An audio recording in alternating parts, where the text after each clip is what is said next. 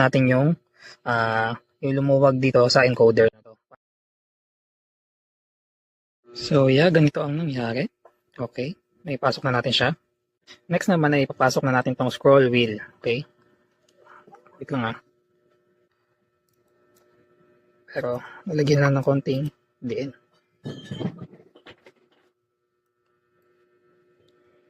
I think that's it. Yeah, naipasok na natin siya. Next naman ay bubunutin na natin to. So ayan, ibalik na ulit natin. Okay. So ayan, tapos na natin ayusin ang ating mouse. So ikabit na natin tong yung dongle niya dito sa aking phone. Okay. So ayan, balik tayo dito sa Psalms 119. Tingnan natin kung bumabalik pa rin ba yung scroll bar ng Bible. Ayan. So far okay naman na siya. Yan. So yeah. So thank you and God bless.